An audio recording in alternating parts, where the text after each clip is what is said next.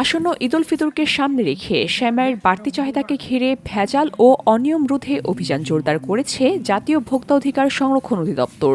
নীলফামারীর সৈয়দপুর উপজেলার বিভিন্ন সেমাই কারখানায় পরিচালিত এই অভিযানে 3টি প্রতিষ্ঠানকে মোট 1,30,000 টাকা জরিমানা করা হয়েছে।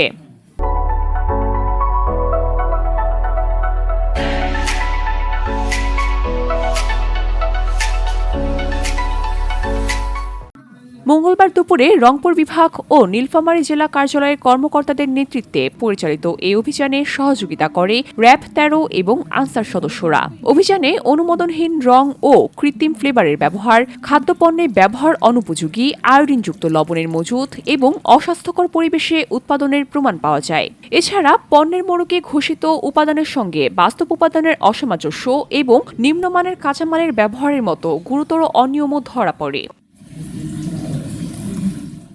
এ অভিযানে সৈয়দপুরের নিয়ামতপুর এলাকায় রশনি সেমাই কারখানাকে 30,000 টাকা, তাজ ফুড প্রোডাক্টস সেমাই কারখানাকে 60,000 টাকা এবং নাজ ফুড প্রোডাক্টস সেমাই কারখানাকে 40,000 টাকা জরিমানা করা হয়।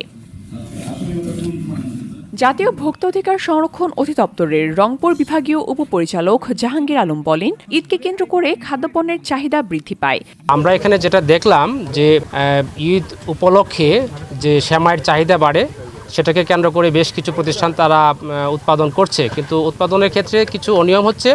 সেখানে অনুমোদিত আমরা ফ্লেভার পেয়েছি, রং পেয়েছি এবং খাদ্যদ্রব্যে ব্যবহার করা যায় না এরকম আয়োডিনবিহীন লবণ পেয়েছি। এছাড়াও অপরিচ্ছন্ন পরিবেশ ছিল। তাছাড়া তারা প্যাকেটে যে ধরনের লেবেলিংয়ে ঘোষণা দিয়েছে, সেই ঘোষণার সাথে বাস্তবে উপাদানের গড় মিলও পেয়েছি। জনস্বার্থে, ভোক্তা স্বার্থে আমাদের এই তদারকি অভিযান অব্যাহত থাকবে। অভিযান শেষে সংশ্লিষ্ট প্রতিষ্ঠানকে ভবিষ্যতে আইন মেনে স্বাস্থ্যসম্মত পরিবেশে উৎপাদনের জন্য নির্দেশনা দেওয়া হয়েছে। VOD Bangla news desk.